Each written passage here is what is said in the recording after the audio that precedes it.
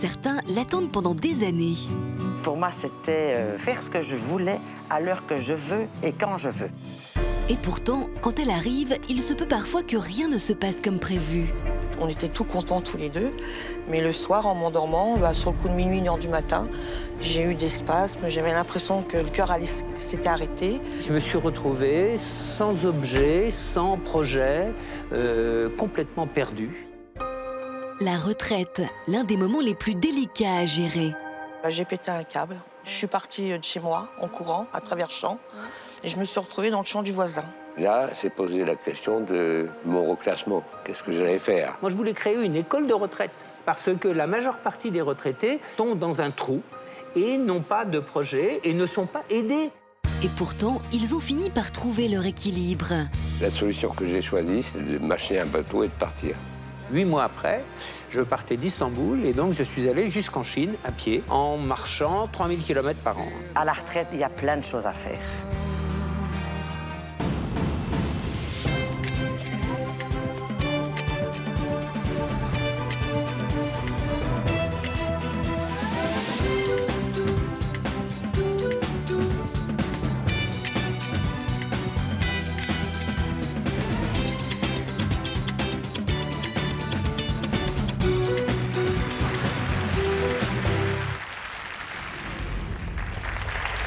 Bonjour à tous, merci de votre fidélité et merci à vous d'être là pour nous faire partager vos histoires. Le jour où ils ont cessé de travailler, nos invités ont pris conscience que leur vie ne serait plus jamais la même, qu'ils aient été paralysés par la peur du vide ou qu'ils aient eu envie de prendre un virage à 180 degrés. Quand l'heure de la retraite a sonné, ils ont disjoncté. Alors ont-ils fini par trouver leur équilibre? À quoi ressemble désormais leur journée? Eh bien, c'est ce qu'ils vont nous raconter aujourd'hui. Et puis, restez bien avec nous, car juste après, Claire nous donnera de ses nouvelles dans l'histoire continue. Mais tout de suite, entrons dans le vif du sujet en images avec Chantal, qui se sent complètement déboussolée depuis son départ à la retraite il y a 6 ans maintenant. Ça va, Chantal? Oui. Qui est complètement stressée. Non, paniqué, c'est pas stressé, c'est paniqué. Carrément. Oh, vous allez voir que ça va aller. Je sais pas quoi faire, c'est le titre du reportage que nous lui avons consacré. Ça se passe chez elle, à Quimperlé, dans le Finistère. La Bretagne est bien représentée aujourd'hui. Regardez. Près de Quimperlé, dans un petit village de Bretagne. Chantal et son mari Patrice, 58 ans tous les deux, ont quitté le bitume parisien pour le Finistère. Une décision qu'ils ont prise lorsque Chantal est partie à la retraite.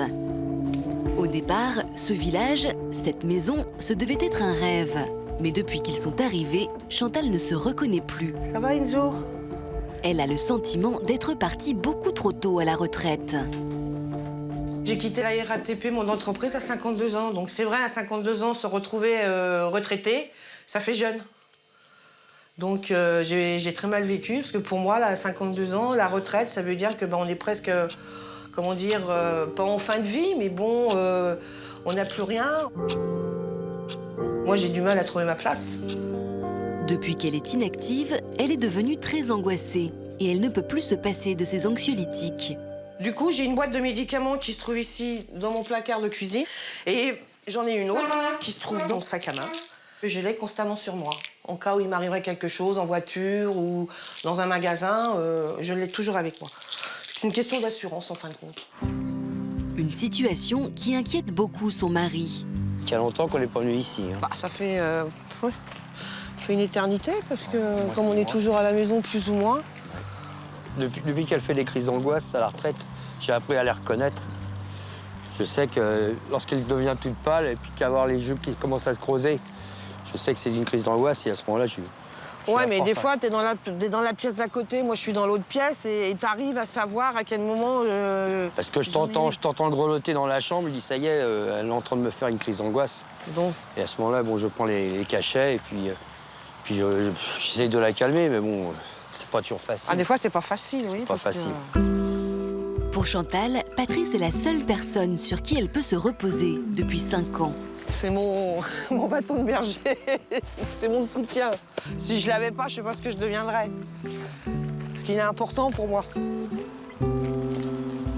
Ah, pleure pas.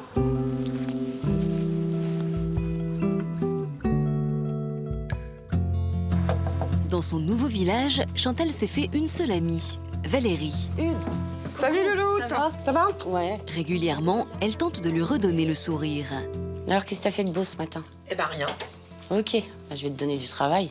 Ouais, qu'est-ce que tu vas me donner à faire? C'est encore pareil, c'est pour l'anniversaire à Coralie. Ah, Tu Coralie. veux pas faire ce que tu fais là? Ah, du scrapbooking? Ouais. Bah écoute, Avec les tu me donnes photos les et tout. Chantal a connu le changement après une vie active dans le métro, avoir du monde tout le temps, avec ses enfants à côté. Le fait de venir ici, ça l'a, je pense, perturbée dans le sens où elle avait pu... Il n'y avait plus de repères. Je pense que c'est ça, ouais. Puis bon, ça bougeait beaucoup là-bas. Hein. Et ouais, bah oui, Jour et c'est nuit, sûr. ça bouge, tandis qu'ici, le lundi, tout est fermé. La semaine, à 19h, il n'y a plus personne dans les rues. Elle s'y fera, hein. Je m'y ferai, mais bon, il faut un laps de temps. Je crois qu'il faut encore... Bon, ça fait 5 ans qu'on est là. Je crois qu'au bout de 10 ans, ça sera peut-être... Bah, je serai à la retraite. Ah bon, bah ça va. Chantal.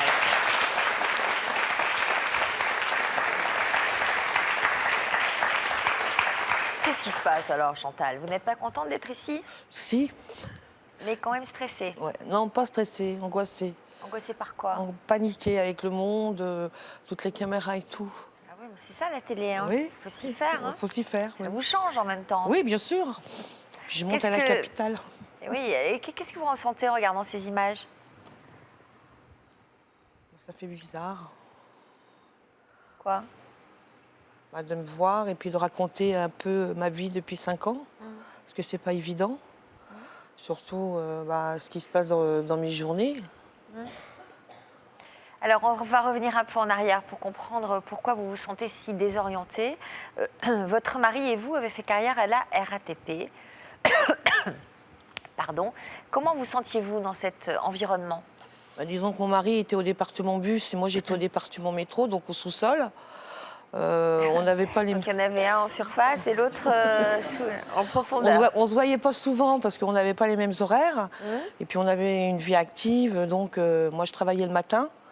Donc je me levais à 3h30, je commençais à 5h20 et après je rentrais chez moi. Ouais. Des fois pendant une semaine je voyais pas mon mari, on se mettait des post-it ou des SMS. Donc, du coup, ça se passait très bien entre Oui, vous. oui, oui, Aucun oui. conflit. Et c'est vrai qu'on avait une vie assez mouvementée, puisqu'on travaillait, on avait nos enfants à la maison. Et du jour où ma fille est partie, mon deuxième fils est parti aussi. Et puis nous, quand on a commencé à se décider de prendre sa retraite, on était contents. Et puis le jour où on nous a dit qu'on pouvait partir au 1er janvier 2008, c'est là qu'ont commencé les ennuis, de mon côté. Ouais. Bon. Donc, vous avez fait quoi? Une crise d'angoisse, on peut dire? Disons, quand on est allé au service retraite de la RATP, on nous a dit qu'on pouvait partir. On était tout contents tous les deux. Mais le soir, en m'endormant, sur le coup de minuit, 1h du matin, j'ai eu des spasmes. J'avais l'impression que le cœur s'était arrêté. Une crise de panique, des tremblements, des claquages de dents, comme si j'avais froid. Et je ne pouvais plus parler, donc on a été obligé d'appeler les pompiers. Les pompiers sont venus et m'ont transporté à l'hôpital. Et depuis 2007 et 2008 et 2009, j'ai pas arrêté de passer des électrocardiogrammes. En une année, j'ai dû en passer 8. Est-ce que ça s'est reproduit, ce genre de crise? J'en ai eu pendant en 2007. Plus on approchait de la date fatidique, plus les séquences d'angoisse et de panique se précipitaient de plus en plus. Et alors, pourquoi vous étiez angoissée? Qu'est-ce que vous redoutiez? Je me suis dit que 51 ans, 52 ans à la retraite, c'est tout jeune. On peut encore travailler. Et puis, c'est vrai qu'à une époque, on disait que les retraités, c'était à partir de 65 ans. Et là, j'ai vu ma vie complètement s'écrouler parce que je me suis dit, je servais plus à rien. Donc, l'idée de prendre un nouveau départ, votre mari et vous, vous avez décidé de vous installer en Bretagne, une dizaine de jours après avoir cessé de travailler. Qu'est-ce que vous avez ressenti lorsque vous avez posé vos cartons? Disons qu'on est arrivé en janvier, il y avait de la neige, il pleuvait, il faisait nuit, c'était l'hiver, donc il a fallu... Tout ça est très attractif, hein? Et il a fallu s'occuper et moi j'ai eu du mal à m'intégrer dans la commune. Comment vous vous êtes occupé les premiers jours? J'étais avec mon mari, on bricolait dans la maison, on arrangeait la maison, on arrangeait le jardin. Et puis après, on est venu me chercher pour me mettre dans des associations. Donc j'ai fait partie d'une association du 3e âge, qui n'était pas ma place évidemment. Mais on a voulu m'investir dans cette association-là. Donc j'ai dit pourquoi pas. Mais bon, 52 ans, des personnes seniors plus. Il y en a qui me regardaient d'un mauvais œil. Il y en a d'autres qui disent c'était très bien, ça allait m'occuper. Mais bon, j'ai fait ça pendant 1 an et au bout d'1 an, j'ai arrêté, quoi. Ouais, le seul problème, c'est que vous dites on a voulu m'investir. Il aurait fallu que la décision vienne de vous, peut-être, pour que vous le viviez bien. Disons qu'on m'a demandé si je voulais, donc j'y suis allée. Ça m'a permis de connaître beaucoup de monde. Voilà. Et puis, donc, comme vous le redoutiez, vous avez perdu les pédales. Que s'est-il passé 2 ans après votre arrivée en Bretagne? J'ai eu un trop plus et puis j'ai pété un câble. Je suis partie de chez moi en courant à travers le champ et je me suis retrouvée dans le champ du voisin. Ah mince. Donc le voisin, me voyant courir, il pensait qu'il y avait eu quelque chose dans la commune. Ils ont appelé les pompiers et les gendarmes. Ouais. Et puis donc mon mari a vu les gendarmes et on lui a dit non, ma femme elle n'est pas bien, elle est partie en courant, il faut que j'aille la chercher. Donc il est venu me chercher, mais j'étais complètement à l'ouest, je ne savais plus où j'habitais du tout. Parce que mon mari a essayé de me ramener à la maison, je ne voulais pas rentrer parce que je disais qu'il fallait aller réveiller mon fils qui était à Paris pour travailler. Et quand les pompiers sont venus me chercher, ils m'ont demandé où j'habitais. J'ai dit j'habite à Paris. On m'a répondu non, ça fait 2 ans que tu habites à Saint-Urien. Tu vis en Bretagne, tu n'es plus en région parisienne. Alors qu'est-ce qui s'est passé? C'est un pétage, ce qu'on appelle un burn-out ou disons que j'ai trop accumulé. Vous vous en souvenez de ça? Disons que je me rappelle certaines scènes. Mais, le chant du voisin? Ah oui, ça, le chant du voisin, oui, parce qu'on me l'avait redit après, quelques temps après. Et donc, c'était un trop plus, le déménagement, tout. Mes enfants qui m'appelaient pour un oui, pour un non, pour des problèmes. Donc, il fallait que je sois là pour eux aussi, donc c'était difficile. Est-ce que les années suivantes ont été plus sereines? Elles ont été plus sereines parce que j'ai eu des activités. Donc j'ai fait de la peinture, j'ai fait de la céramique, j'ai fait du scrapbooking, j'ai fait un peu de gymnastique, un peu de dance-country. Donc tout ça, ça m'a quand même apaisé plus ou moins. Mais il m'arrive de temps en temps de refaire un peu des crises d'angoisse ou de panique. Et aujourd'hui, vous n'en êtes pas loin alors, si je comprends bien. Voilà. Vous sentez vous les sentez arriver? Je les sens arriver, donc j'ai le claquage des dents, j'ai les joues qui se creusent. Et puis j'ai au niveau de la poitrine, ça alors là, vous sentez quoi, le claquage de dents? Qui arrive tout doucement. C'est vrai, là? Oui, mais bon, j'essaye de prendre sur moi. Alors Yvonne est avec nous. Que pensez-vous de la situation dans laquelle se trouve Chantal? Chantal, c'est vrai que jeune à la retraite, néanmoins, quand on va à la retraite à 52 ans, la retraite, c'est la chute subite et brutale de son moi social. Vous vous êtes sans doute toute votre vie surinvesti par rapport à autrui, avoir un désir de perfection dans votre travail, répondre systématiquement à ce que les autres vous demandaient. Donc vous avez de toute façon, si vous regardez un petit peu en arrière, oublié de satisfaire vos propres besoins. Voilà. Vous vous êtes un peu oublié. D'un seul coup, vous vous retrouvez avec ce sentiment d'inutilité et de vide par rapport à vous. Et comme vous ne vous êtes pas occupé de vous, et comme je pense que derrière ce moi social, il y a quelqu'un qui ne s'aime pas trop, et ben vous êtes retrouvé face à face avec une personne qui ne s'aime pas. Qu'est-ce que je vais faire de ma vie? Je ne sers plus à rien, je suis inutile, c'est les mots qu'on entend. M'occuper à quoi bon? Et vous n'aviez au fond pas identifié au préalable ce qui vous ferait plaisir. Et en plus, vous êtes rentré dans une relation un petit peu régressive avec votre mari et vous êtes devenu quasiment fusionnel, un petit peu dépendante de lui à cause de vos angoisses. Qu'est-ce que ça veut dire, vos angoisses? Eh bien, vos angoisses, c'est un signal d'alarme pour vous dire qu'il est grand temps de vous occuper de votre intériorité et d'occuper l'énergie que vous donniez à autrui pour vous. S'occuper de soi, ce n'est pas de l'égoïsme. C'est une manière de s'apaiser soi et d'aller faire un petit voyage à l'intérieur de qui vous êtes. Vous aimez? Ah oui, Ah bon? Bah, vous vous aimez quand même. Et Yvonne n'a pas l'air d'accord. Bah, Elle aime donner. je donne beaucoup. Et vous savez, Et en pratiquant toutes les activités qu'elle prend, du scrapbooking, de la généalogie, de la country, est-ce que c'est une manière fuite. C'est une fuite, vous pensez? L'hyperactivité Elle travaille pas son aussi. intériorité en faisant tout bah ça? oui, parce que tout le temps, il faut toujours se fuir. Vous êtes en permanence en train de vous fuir. Je ne dis pas qu'il ne faille pas faire des activités, mais il faut faire des activités qui vous plaisent. Or, vous cumulez, donc vous vous éparpillez. Mais parce que vous n'avez pas encore trouvé le projet qui correspond à vos propres valeurs. Le jour où vous aurez trouvé le projet qui vous convient, eh bien les choses seront très claires et tout va s'apaiser. L'angoisse est une manière de vous dire « Mais Chantal, quand vas-tu t'arrêter de penser à autrui et de t'éparpiller dans toutes ces choses ?» Commence par t'aimer. C'est ça que ça veut dire, votre angoisse. Il faut savoir écouter ses angoisses. Oui, c'est comme un feu rouge. Il faut savoir s'y arrêter. Je veux dire qu'au feu rouge, on s'arrête, on se dit, mais qu'est-ce qui se passe? De quoi ai-je besoin? Est-ce que j'ai envie de faire ça ou pas? Mais il faut oser s'interroger sur soi. Et pour ça, il faut quitter ses vieux vêtements. Est-ce que vous avez une petite idée de ce que ça pourrait être, ce projet? Non, pas du tout. Essayez d'identifier ce que vous vouliez faire, peut-être toute petite, et achever des rêves qui sont restés inachevés et suspendus.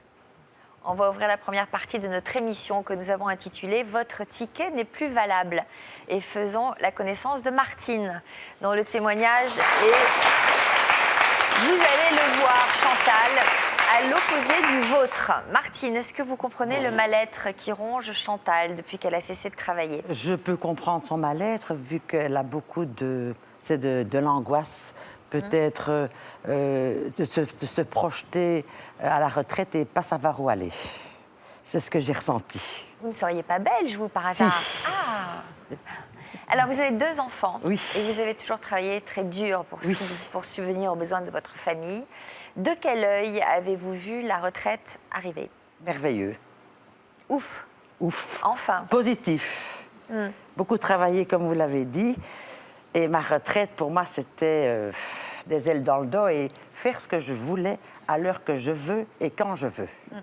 Vous en étiez où dans votre vie avant que vous ne cessiez de travailler? Bien, écoutez, donc moi, j'ai été retraitée comme Chantal à 52 ans. Mais j'ai quand même encore... je suis restée jusqu'à 56 ans en Belgique. J'ai vécu maritalement avec quelqu'un pendant 25 ans et notre couple s'étiolait depuis 8 ans. Mes enfants étant partis, tous les deux travaillaient, ils travaillaient tous les deux. Donc, je suis partie, j'ai laissé maison, 8 grands-enfants et je suis venue en France. Parce que j'avais toujours dit à mes enfants, le jour où j'ai le bonheur d'être retraitée, je vais vers le soleil. Et votre mari? Ben, écoutez, mon couple s'étiolait. Donc vous avez laissé le mari aussi? C'était pas mon mari, c'était mon compagnon, mais bon, il était d'accord. Il était d'accord? Il était d'accord. Voir, ça l'arrangeait? Ça l'arrangeait, voilà. D'accord. Donc vous êtes parti vers le soleil? Vers le soleil. Et vous êtes allé où? Soulac-sur-Mer. À Soulac? Oui. D'accord. Comment vos enfants ont-ils réagi? Mon fils, bien, ma fille, abandon. Abandon? Oui. Donc mal? Mal, les premiers temps, mal, oui, mais bon, après, elle a compris et maintenant, elle se rend compte que je suis très heureuse et que j'ai fait le bon choix. Alors, dans quel état d'esprit étiez-vous au moment où vous avez tout laissé derrière vous? Aucune culpabilité? Ah non, rien. Très heureuse. Très, très, très heureuse. Vous aviez, comme Chantal, beaucoup donné toute votre vie aux autres? J'ai beaucoup travaillé, beaucoup donné, que je ne regrette surtout pas d'avoir beaucoup donné.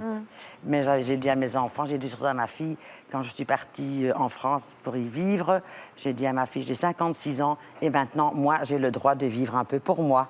Parce que j'ai donné ce que je devais donner en tant que maman. Alors, vous êtes arrivée seule avec vos valises à Soulac-sur-Mer en 2006 et vous avez pu commencer à vivre votre vie comme vous l'entendiez. Tout à fait. Donc, ça voulait dire quoi, vivre votre vie? Eh bien, prendre son temps d'abord. Plus d'horaires pour se lever à l'aise, déjeuner à l'aise, profiter, marcher, faire du vélo. On n'a pas peur du vide? Ah, moi, j'ai pas eu peur, en tout cas. Et de la solitude? Non, parce que j'ai très vite j'ai eu des amis autour de moi. Voilà. Alors, vous nous direz tout à l'heure de quoi est désormais fait votre quotidien. Mais d'abord, nous allons poursuivre avec Bernard. Bonjour. Bonjour.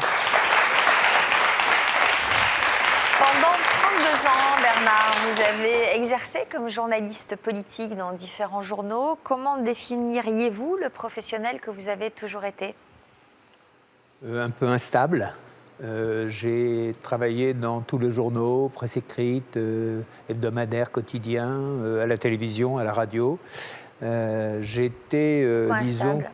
Oui, j'étais instable, en ce sens que je me fatigue très très vite et que donc j'avais envie de passer à autre chose. C'était un moment extraordinaire pour le métier, puisque j'ai démissionné de la télévision un jour à 11h et à midi j'avais un boulot, quoi. Je veux dire, c'était, voilà, les choses se passaient bien. Vous êtes marié à 28 ans, vous avez eu 2 enfants. Oui. Votre vie vous plaisait jusqu'à ce que le destin mette un coup d'arrêt à votre bonheur. Oui. Quelles épreuves avez-vous traversé coup sur coup ? Disons que ça a été une période effectivement très difficile, puisque j'avais 50 ans, ma femme avait 49 ans, elle est morte dans la rue d'une crise cardiaque. 15 jours après, ma mère est morte, et 3 semaines après, j'ai été licencié. Je veux dire que ça a été une période très très difficile, mais d'où je suis sorti, je dirais, assez... en me jetant effectivement dans le travail, c'est-à-dire qu'à ce moment-là, j'avais 2 enfants qui entraient à l'université, donc qui avaient des besoins. J'avais un appartement qu'il fallait finir de payer, donc j'ai travaillé et pendant mes 10 dernières années de professionnel, j'étais ce qu'on appelle pigiste, c'est-à-dire que je travaillais donc à la commande et j'ai passé 10 années où ça s'est finalement assez bien arrangé. Sauf qu'effectivement, je n'arrivais pas à dépasser l'absence de ma femme. Voilà, j'ai eu beaucoup de mal à accepter. C'est-à-dire pas de vie personnelle pendant ces 10 années-là ? Non, voilà. Et puis, et la retraite, alors, a été une catastrophe, quoi. C'est-à-dire qu'effectivement, mes enfants ont quitté la maison, ils avaient l'âge de vivre leur vie, et je me suis retrouvé sans objet, sans projet, complètement perdu. Au point que j'ai envisagé de mettre fin à mes jours. J'étais vraiment dans le fond du trou. Vous êtes fait aider psychologiquement ? Non, pas du tout, pas du tout. Vous savez, moi, je suis d'origine paysanne. On ne va pas voir un psy, hein, voilà, on se débrouille, quoi, on se débrouille. Et effectivement, ce que j'avais envisagé, c'était de sortir de la vie, tout simplement. Et qu'est-ce qui vous a retenu ? Pourquoi vous n'êtes pas passé à l'acte ? Ça a été un hasard. J'étais prêt à me flinguer, et puis une de mes nièces m'a appelé et m'a dit qu'elle venait me voir avec son mari, et donc je me suis dit, il faut quand même que je les reçoive. Et c'était juste au moment des fêtes, donc. Les fêtes ensuite étaient passées et donc j'avais perdu cette envie de mourir, mais j'avais toujours pas résolu mon problème, donc je l'ai résolu par la fuite. Je suis parti, j'avais besoin de trouver une raison de vivre. Voilà. Je n'avais plus de raison de vivre, il fallait que j'en trouve une. Et donc, ce que j'ai trouvé, et qui s'est révélé très positif, c'est que je suis parti donc, pendant 3 mois marcher de Paris à Compostelle, c'est 2300 km. Ça m'a pris 3 mois, et pendant ces 3 mois, eh bien, d'abord, je me suis reconstruit littéralement. À la fois au physique, parce que la marche est quelque chose d'extraordinaire, et au mental. Et arrivé à Compostelle, j'ai pris 2 décisions. La première, vous avez fait des rencontres, j'imagine, en marchant. J'ai fait des rencontres formidables. Oui. Dans la marche, on rencontre beaucoup et on sympathise beaucoup. Dans la marche, il n'y a aucune barrière sociale. On rencontre quelqu'un, on le tutoie d'emblée, on est vraiment dans la relation très très forte. Et donc j'ai été, quand je suis arrivé à Compostelle, j'ai notamment rencontré 2 jeunes qui étaient des jeunes belges. Qui étaient donc eux-mêmes mal partis puisque c'était des délinquants. Vous l'avez fait par le chemin nord ou par le chemin... Par le Camino Frances, qu'on appelle. C'est-à-dire que j'ai donc la voie la plus empruntée. Voilà, de Paris à Vézelay, le Puy-en-Velay, puis Roncevaux et Compostelle. Et donc j'ai rencontré ces 2 jeunes à qui un juge intelligent, qui ils avaient fait plein de bêtises, ils devaient aller en prison. Ce juge a dit, écoutez, choisissez, soit 4 mois de marche, soit 4 mois de prison. Génial. Et donc ces deux jeunes ont Formidable. décidé de marcher. Et j'ai trouvé c'était Bien formidable, sûr. formidable. Et donc arrivé à Compostelle, j'ai pris 2 décisions. La première, c'est que la marche avait été tellement bénéfique que j'avais envie de continuer à marcher. Et donc j'ai décidé, il se trouve que je ne suis pas croyant, et que donc j'allais pas faire un nouveau chemin de pèlerinage. J'ai donc décidé de faire une route laïque en quelque sorte, la plus longue du monde, puisque j'ai fait la route de la soie. Donc en 4 ans, à raison de 4 mois de marche chaque année. Et j'ai donc parcouru, c'est une première mondiale, hein, donc personne n'a jamais fait ça, dans ce sens-là en tout cas. Génial. Vous allez nous raconter ça. Les marcheurs que vous aviez D'accord. croisés avaient donc raison. Ce voyage vous a redonné goût à la vie et vous a finalement donc mené bien plus loin. C'est ce que vous êtes en train de nous dire. Que Compostelle, vous nous direz jusqu'où tout à l'heure. Dans un instant, nous découvrirons aussi un autre Breton, Jean-Yves, un homme hors du commun qui a fait de sa retraite le plus beau des voyages. Ce sera juste après ces quelques appels à témoins. À tout de suite. Comme nos invités, vous pouvez nous raconter votre histoire. Avant de vous marier, vous avez posé plusieurs conditions à votre fiancé. Vous lui avez demandé de changer de caractère ou de physique. La passion de votre conjoint prend trop de place dans votre vie de couple, vous ne vous marierez que s'il fait des efforts. Votre fiancé vous a lancé un ultimatum, il vous épousera uniquement si vous faites des concessions. Depuis, vous êtes perdu. Vous êtes en conflit avec votre belle famille et votre conjoint acceptera de vous épouser uniquement si vous vous réconciliez avec eux. Vous formez un couple mixte et votre conjoint souhaite que vous vous convertissiez à sa religion avant votre mariage. Pour nous raconter votre histoire, contactez notre équipe au 0820 16 30 15 ou connectez-vous sur le site de France 2, rubrique Toute une histoire. Il y a 6 mois, leur amour était encore impossible. Claire habitait à Strasbourg, Rudy en Haïti. Mes parents disaient que les seuls moments où j'avais l'air heureuse, où j'étais souriante, c'était quand Rudy m'appelait. Mais depuis leur passage dans Toute une histoire, les choses ont bien changé. Il y a les panneaux. Il y a un t-shirt. Dans l'histoire continue, nous partagerons avec eux l'un des moments les plus forts de leur vie.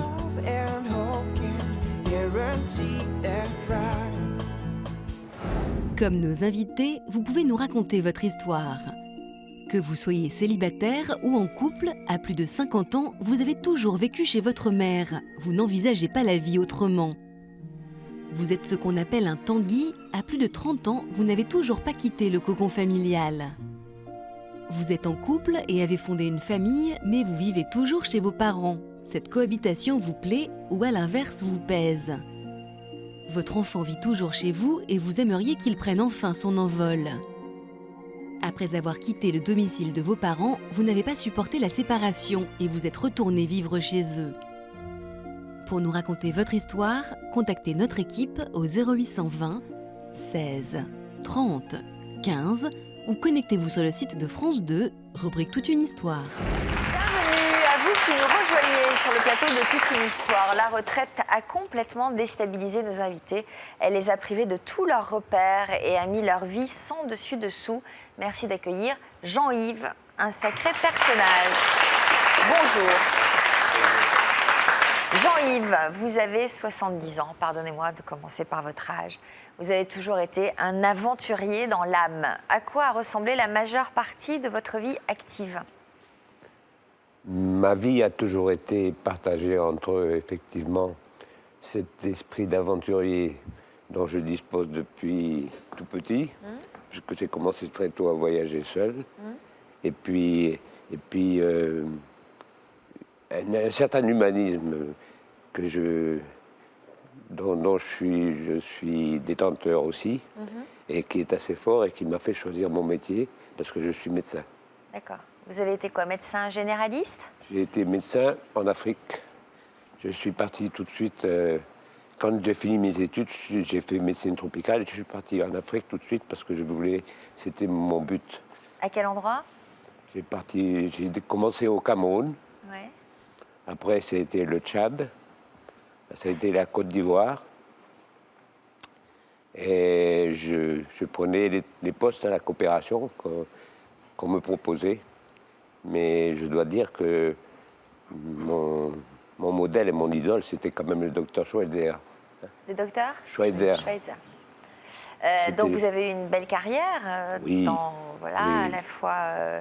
J'ai été très heureux parce que je conciliais le voyage, l'humanitaire. le voyage, l'humanitaire, et puis mon besoin de me sentir utile dans la vie. Ouais, Voilà. ouais, je comprends bien. Dans quel état d'esprit étiez-vous à l'approche de la cinquantaine? J'avais changé de métier à ce moment-là. Donc, Vous faisiez quoi?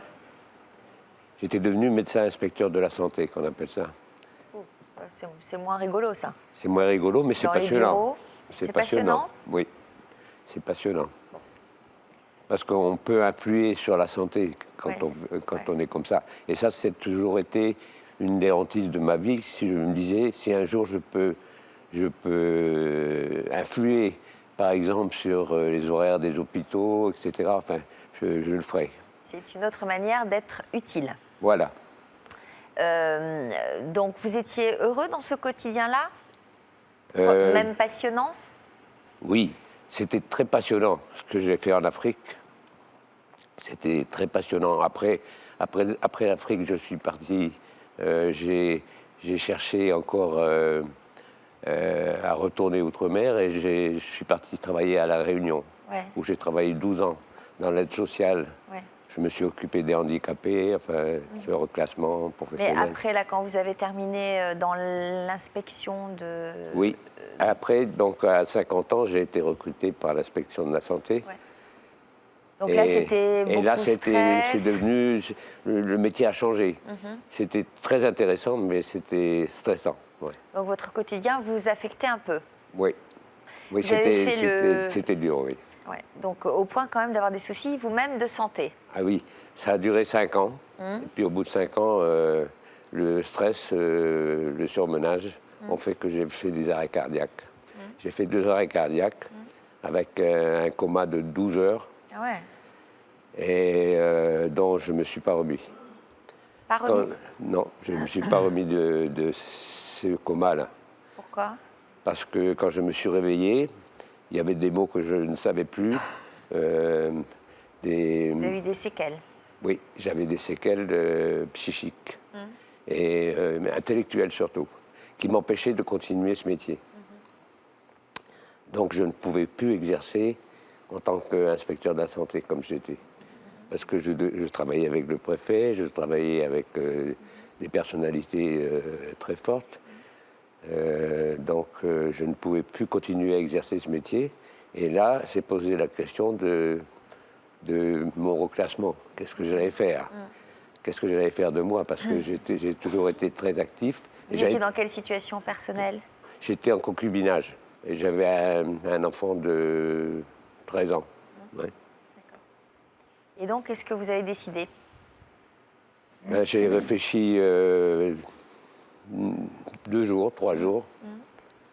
Et je n'ai vu que la solution que j'ai choisie, c'est-à-dire d'aller vers une autre passion que j'avais et qui n'avait pas été encore assouvie dans ma vie. C'était la passion de la voile. Et donc, j'ai décidé de m'acheter un bateau et de partir. Qu'est-ce que vous avez acheté comme bateau? C'était un voilier en aluminium de 11 mètres. C'est le voilier qui est recommandé dans tous les livres quand on parle de vie en solitaire. Donc, je prévoyais bien que j'allais avoir du mal à trouver des coéquipiers. Donc, je me voyais très bien partir en solitaire un jour. Et c'est ce qui est arrivé. Donc l'idée, c'était de partir, faire le tour du monde? Non. Quand on part faire un tour du monde, on ne sait pas qu'on va faire un tour du monde. Ouais. On part pour une destination, une première destination. Alors là, vous êtes où, là? Là, je suis en Thaïlande. Ouais. Donc vous êtes allé en Thaïlande, à Tahiti? Oui, oui.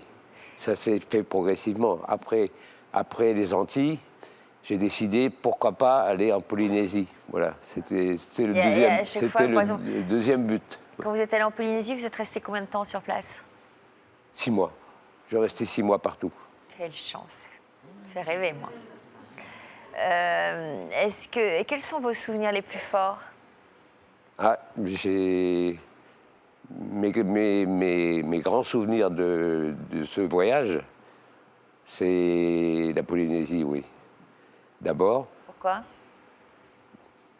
parce que j'ai trouvé un peuple gai, qui chante tout le temps, et qui est gentil comme tout, et que j'ai pu rencontrer sur les îles désertes. À chaque fois, ça se passait bien. Ouais. Et puis c'est beau. Et puis c'est beau. Et puis ils ont des belles chansons, ils ont une belle musique. Ouais. Ouais. Et puis c'est magnifique, oui. Donc la Polynésie, vous avez pris des risques quand même, vous avez traversé des cyclones. Oui, il y a des risques, bien sûr. Donc parmi les risques, il y a quoi? Un gros cyclone ou plusieurs? J'ai été pris dans un cyclone, oui. Ça se passait entre la Polynésie et la Nouvelle-Calédonie. Et alors des vents de combien? 150 km/h, m'a-t-on dit après. Et le bateau n'a pas été trop cassé? Ah, le bateau, j'ai eu très peur, bien sûr. Ouais. Pendant 5 jours et 5 nuits que ça a duré, j'avais complètement affalé les voiles, j'avais gardé juste un régulateur d'allure pour me maintenir dans la direction qu'il fallait, parce qu'il ne faut pas que le bateau soit pris de travers. Il faut prendre 3 quarts arrière, sinon on est roulé et puis on coule. Donc, moi, j'avais affalé toutes les voiles. Et puis, je suis resté 5 jours et 5 nuits avec un vacarme épouvantable dans le bateau, parce qu'il y avait une vague tous les 20 secondes qui s'écrasait sur moi. Donc là, vous étiez à l'intérieur? J'étais à l'intérieur. Dans ces moments-là, on pense à la fin, on se dit c'est terminé, c'est moi, ma dernière heure est là. Oui. Et on est dans quel état d'esprit? Ben, on essaye de survivre la minute d'après. C'est tout ce qu'on a à faire. Vous avez vu le film de Robert Redford là, qui est sorti? Non, j'ai vu le film en solitaire là, avec François Cluzet. Avec François Cluzet, oui, c'est pas mal fait. Oui. Bon, donc, vous avez survécu à ce cyclone, et puis vous avez aussi dû affronter des pirates au large de la Somalie, j'imagine? Oui. Par là? Il a fallu donc choisir la voie pour rentrer. Parce que quand on est en Asie, il y a 2 solutions. Soit on prend le cap de Bonne-Espérance et on fait le grand tour par l'Afrique, et puis, ou bien on rentre par la Méditerranée. J'ai choisi la difficulté, je suis rentré par la Méditerranée. Oui, c'est ça. Donc on prend le canal de Suez et on remonte. Ouais.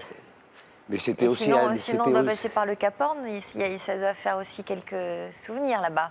Ah, le Cap Horn, je ne suis pas passé. Ah, vous n'avez pas franchi le Cap Horn? Non, non. Je suis sûre, ça ne m'étonnerait pas que ça soit aujourd'hui parmi vos objectifs. Je vais y aller. Ah, j'étais sûre. Ça ne m'étonne pas. Le vrai navigateur... Je vais y aller, mais je n'irai pas en bateau cette fois. Vous allez vous trouver un équipage sur place et... Je suis trop vieux maintenant. Oui. Alors, vous êtes resté en mer combien de temps en tout, finalement? 15 ans. Oh, quelle chance. Tout seul? C'est-à-dire que je m'arrêtais quelque part quand même. Par exemple, je me suis arrêté 3 ans et demi en Asie, entre la Thaïlande et la Malaisie. Et là, j'ai rencontré plein de monde et puis j'allais visiter tous les pays autour. Parce qu'en Asie, on peut y aller en voilier, en Thaïlande et en Malaisie. C'est tout. Les autres territoires sont interdits à la navigation à voile. On est pris pour des espions.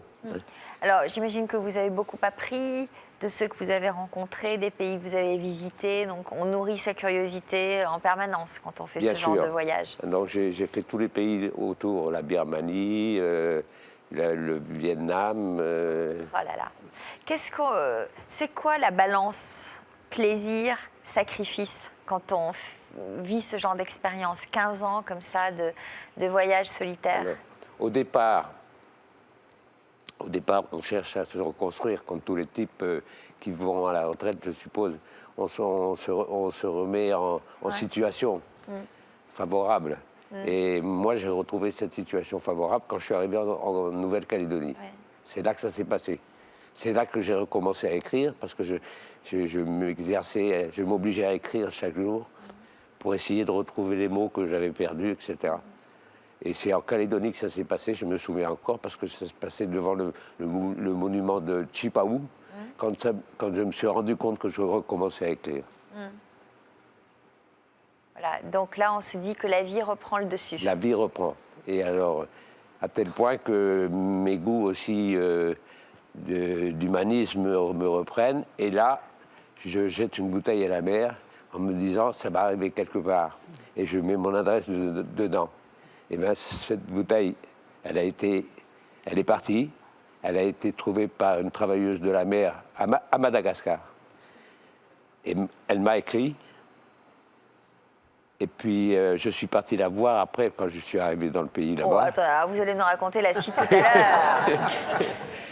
Tout à l'heure, vous nous raconterez la suite et puis vous nous parlerez également de votre retour dans les Côtes d'Armor. Oui. Mais d'abord, on va poursuivre avec notre deuxième partie qui a pour titre « Seul maître à bord ». Un clin d'œil donc au témoignage que nous venons d'entendre et à l'état d'esprit avec lequel Martine a abordé sa retraite. Martine, alors vous nous disiez tout à l'heure, vous, que la retraite, pour vous, ça a été le saut dans le plaisir. Ah oui, tout à fait. Soulac-sur-Mer. Positif. Vous avez pensé à vous d'abord, à faire des rencontres, à profiter, à vous laisser vivre. Tout à fait. Comment vous occupiez vos journées? Mais comme je suis partie l'été, donc plage, piscine, petit apéritif, nouveaux amis... Très bien, vraiment, que du positif, vraiment. Bon, profitez de la vie, vraiment. Ce changement de cap a aussi donné une nouvelle impulsion à votre vie sentimentale. Oui. Parce qu'à 57 ans, vous avez fait la connaissance de qui, alors? De Claude. Claude. Oui. Alors, qui est Claude? Ben, il est dans le public, là-bas. Bonjour, Claude. Un jeune homme. Claude est un jeune homme. Oui, il a 22 ans de moins que moi. Ah, carrément, bah dites donc, bravo. Mais vous savez, Sophie, ça m'est aussi bien lui que moi, ça nous est tombé de bonheur dessus, comme ça. Et comment alors ça tombe dessus? Bien, nous étions en soirée avec des amis et il est arrivé invité par un ami à moi et on s'est rencontrés, ça s'est fait tout simplement et on ne s'est plus quittés. Est-ce que vous diriez qu'il égaye votre vie? Ah oui. Est-ce que cette différence d'âge a eu des conséquences sur votre relation? Pas du tout, rien. Vous vivez ensemble? Oui, depuis 8 ans. Il paraît que vous avez posé vos conditions dès le début. Ben, comme j'avais quand même 22 ans de plus que lui, je lui avais dit, enfant, c'est terminé. Il devait s'en douter. Ah oui, enfin, vous savez, je préférais quand même mettre les choses clairement. Ouais. Et puis voilà, tout s'est bien déroulé, tout est parfait. Alors lui, il travaille, j'imagine, il n'est pas à la retraite. Il est saisonnier, comme nous habitons au bord de mer, et comme c'est Pointe du Médoc, donc lui est saisonnier. Et l'hiver, eh bien, on profite de la vie. Bon. Alors vous nous disiez tout à l'heure que votre famille, notamment votre fille, avait été très surprise par votre départ soudain. Oui. De quelle manière vos enfants ont-ils pris le fait que vous soyez à nouveau en couple, et puis quand même avec un homme beaucoup plus jeune que vous? Oui, tout à fait. Moi, j'étais un petit peu, pas stressée, mais un peu angoissée. Pas d'annoncer que j'avais rencontré quelqu'un, mais qu'il était de la génération de mes enfants. Ça, il doit être à peu près du même âge que vos enfants. Parce que Claude est 2 ans plus âgé que mon fils. Donc voilà. Mon fils a très bien pris la chose, et ma fille aussi. Ah bon? Ah oui, ça c'était merveilleux pour moi. C'est un cadeau de la vie qu'ils l'ont accepté. Et la maman de votre compagnon? Je suis une amie, on est toutes les deux des amies. Bon. C'est merveilleux, vraiment. Pour quelle raison teniez-vous à nous faire partager votre parcours? Voilà, je suis venue faire partager d'abord pour dire aux téléspectateurs que la retraite, c'est une nouvelle vie. C'est une vie merveilleuse. On doit se la faire soi-même, mais je crois que c'est merveilleux. Plus de contraintes de vie, de travail. Moi, ce n'est que pour moi, personnellement, c'est du positif. C'est pour dire aux gens, à la retraite, il y a plein de choses à faire. Bon, Chantal? Oui, il y a beaucoup de choses à faire. Il y a du scrapbooking. Vous voulez pas partir sur un voilier au bout du monde? Moi, j'ai mon mari, il fait du bateau, donc... Ah ben, peut-être s'arranger. Ben voilà, un beau projet. On est déjà parti, on est parti à l'île Jersey pendant une semaine. Quand je travaillais, par contre. Moi, je voudrais partir sur un bateau au bout du monde. Oui. Je lance une bouteille à la mer. Ah, voilà. Ah, si un navigateur veut bien m'embarquer. Vous pourrez trouver ça, Sophie. Vous croyez, Yvonne? Mais bien entendu. Ah bon, d'accord. Il y en a des beaux en Bretagne. Il y en a des... De beaux, sympathiques, sportifs, bon, qui ont de beaux bateaux. Des gros bateaux en plus? De beaux bateaux, oui. Bernard, alors que vous sortiez d'une période noire, c'est en marchant jusqu'à Saint-Jacques-de-Compostelle que vous avez redonner du sens à votre vie. Donc on l'entend, il y a beaucoup de livres qui sortent, qui sont toujours sortis sur ce chemin de Compostelle, mais il y a notamment le livre de Ruffin, là, Jean-Christophe Ruffin. qui est... Tout à fait.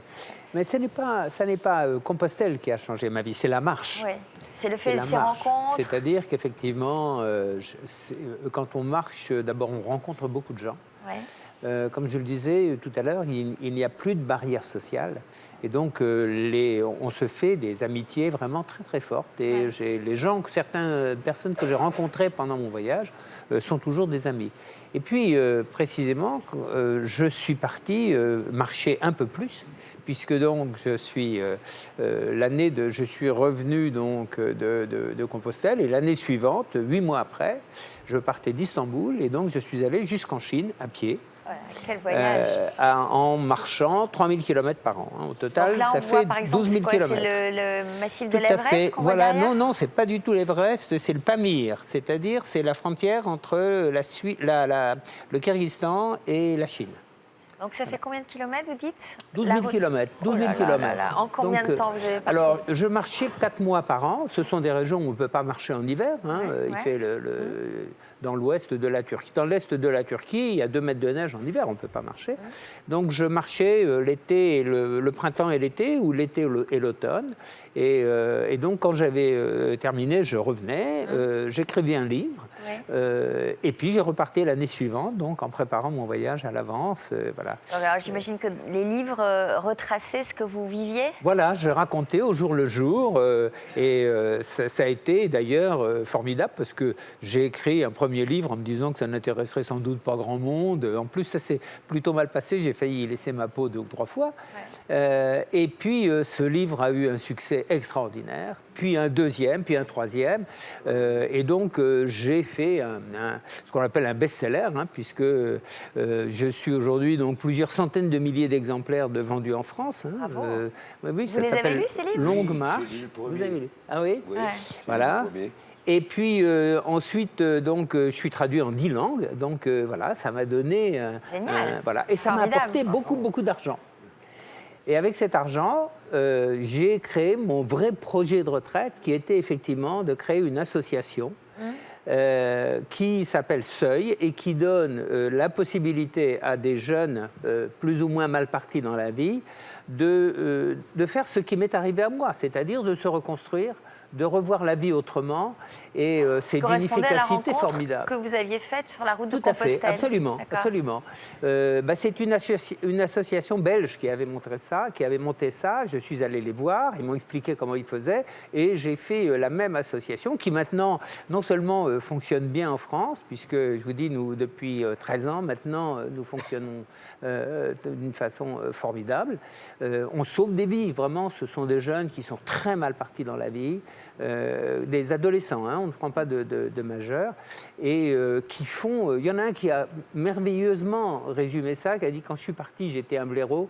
Depuis que je suis revenu, je suis un héros. » Et c'est vrai que ça change complètement l'image qu'ils ont d'eux-mêmes et l'image qu'ont les gens. Ils viennent marcher avec vous?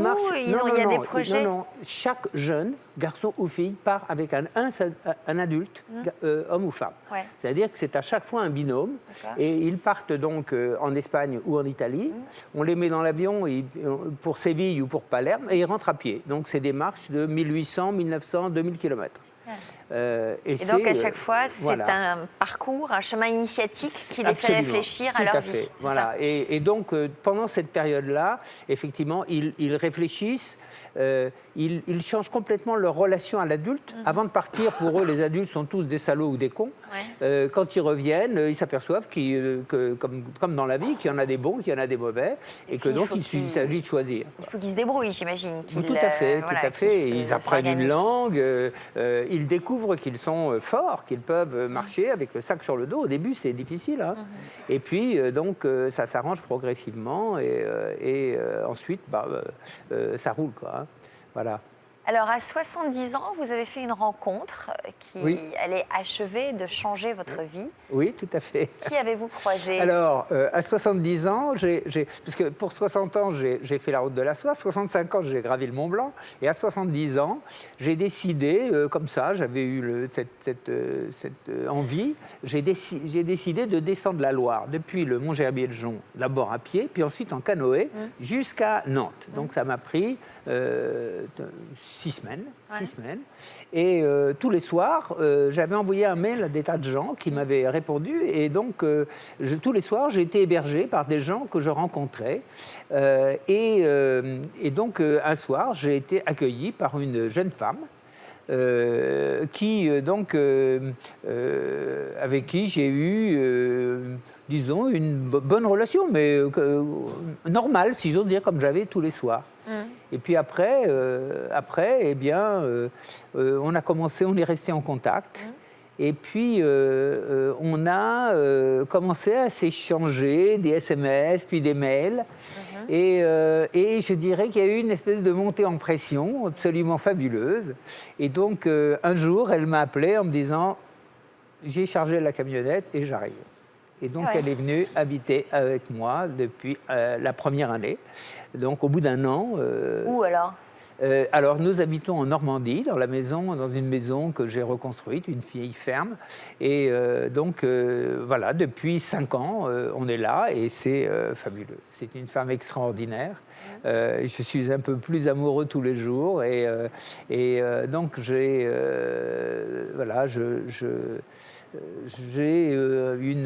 en plus, j'ai beaucoup d'activités, elle aussi. Elle a quel âge alors? Elle a 28 ans de moins que moi, voilà. Et la différence d'âge ne vous a pas effrayé? Et j'ai 76. Écoutez, il faudra lui demander. Eh bien justement, je vais lui demander. Elle s'appelle Bénédicte. Merci d'applaudir.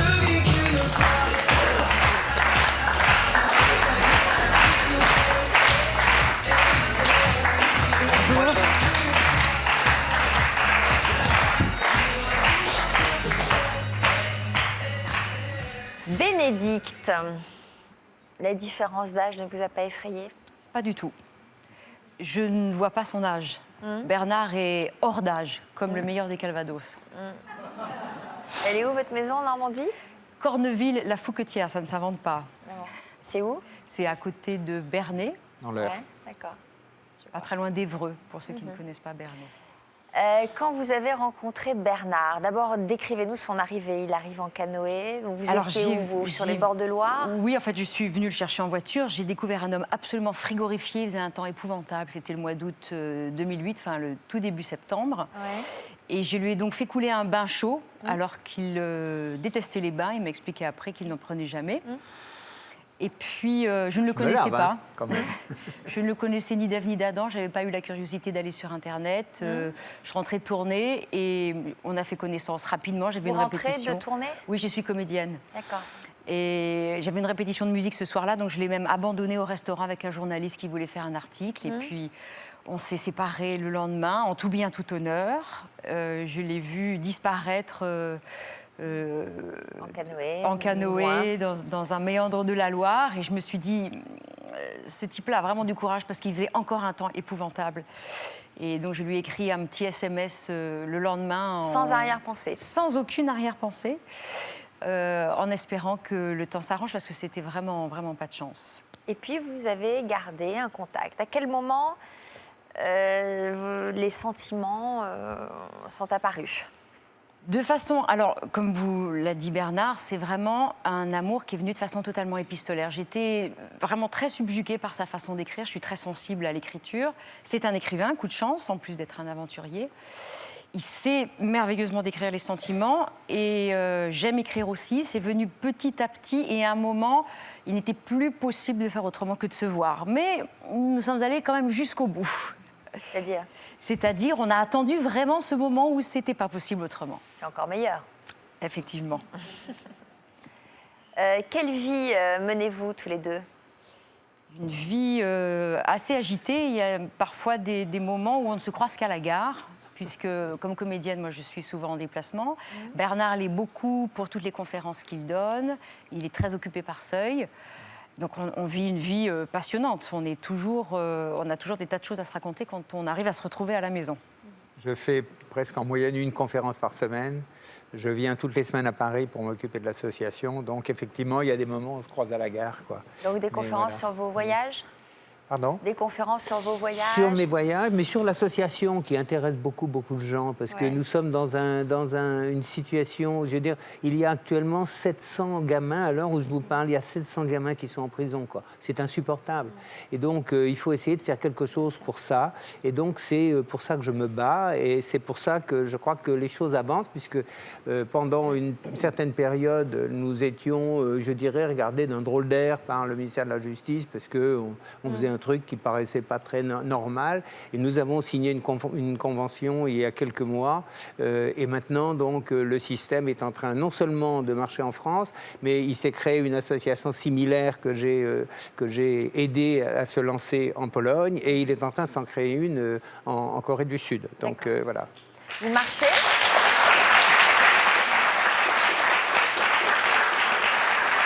Vous marchez? Oui.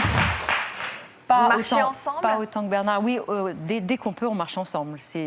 J'aime la marche depuis fort longtemps, mais mes activités m'ont souvent empêché de le faire. Il faut avoir du temps. Quelle destination alors? Quelle prochaine destination? Alors là, nous avons fait l'an dernier un autre chemin de pèlerinage de Rouen au Mont-Saint-Michel, qui est très très beau. C'est la première fois qu'on marchait ensemble. Jusqu'à maintenant, j'avais toujours marché tout seul et j'y tenais. Et puis là, j'ai pas résisté. Et donc nous sommes en train de faire précisément le morceau de Route de la Soie que je n'avais pas fait, mais on le fait ensemble. Donc au mois d'août l'an dernier, nous sommes partis de Lyon et nous sommes allés jusqu'à Vérone. Alors en plus en amoureux, donc chez Roméo et Juliette. Il y avait un peu trop de monde sous le balcon. Voilà. Et puis nous repartons donc en août prochain pour aller donc de Vérone jusqu'à Istanbul. Donc là, ce sera une marche de 4 mois. Magnifique. Magnifique. Bravo. J'ai beaucoup de chance. Ouais, c'est une belle histoire. Pas d'enfants? Non, pas envie. Vous n'en avez pas? Non, j'en ai pas eu, j'en ai pas envie. Donc vous avez envie de vivre pour vous? Exactement. Partager ce bonheur. Eh bien, écoutez, bravo. Un regard d'Yvonne sur ce parcours? Un exemple merveilleux d'un être qui va jusqu'au bout de lui-même, qui n'a pas peur de lui, qui ose sa vie, qui prend des risques et qui est un homme libre. Mais pas seulement libre, mais qui sait aussi transmettre et sauver. Finalement, c'est en sauvant que vous êtes sauvé. Et vous avez aussi quelque chose que je trouve extraordinaire et qui est valable pour toutes les personnes qui sont à la retraite, c'est apprivoiser la solitude et l'autonomie. Parce que le véritable amour, au fond, ce n'est pas deux égoïsmes qui se partagent, c'est deux autonomies et deux libertés qui se retrouvent. Et ça, on voit ça chez vous et je trouve ça merveilleux. On peut n'être qu'envieux en vous voyant, mais vraiment, il faut oser sa vie et aller jusqu'au bout de soi, y compris dans la souffrance. D'ailleurs, si vous permettez, je voudrais ajouter un mot. J'ai écrit un livre qui s'appelle « La vie commence à 60 ans », où je m'adresse précisément aux retraités. Nous sommes dans un monde où il y a effectivement des milliers, des millions de gens comme Chantal qui ne savent pas quoi faire. C'est un gâchis absolument énorme. Il y a des tas de gens qui ont besoin qu'on les aide. Il y a des enfants qui sortent de l'école et qui ne... Voilà. Il y a tout un travail non rémunéré, bien entendu, mais qui est nécessaire et qui peut être fait par les retraités. Parce qu'à aucun moment, nous n'avons autant de temps, nous n'avons autant de savoir, nous n'avons autant d'expérience. Donc nous avons, je dirais... La majeure partie des retraités, moi je voulais créer une école de retraite pour qu'on apprenne à prendre sa retraite, parce que la majeure partie des retraités, eh bien, comme moi d'ailleurs, comme ça m'est arrivé, tombent dans un trou et n'ont pas de projet et ne sont pas aidés. Les enfants, pour construire leur vie, on les aide, on les envoie à l'école, ils ont des instituteurs, ils ont des parents qui les encadrent. Les retraités, non. Et donc, des gens qui se retrouvent du jour au lendemain, sans aucun projet, eh bien, s'effondrent, effectivement. Chantal, le cas, là. Voilà. Vous allez lire son livre. Oui. La vie commence à 60 ans. Je l'ai apporté, je vais vous le signer. Voilà, je vais faire une dédicace. Magnifique.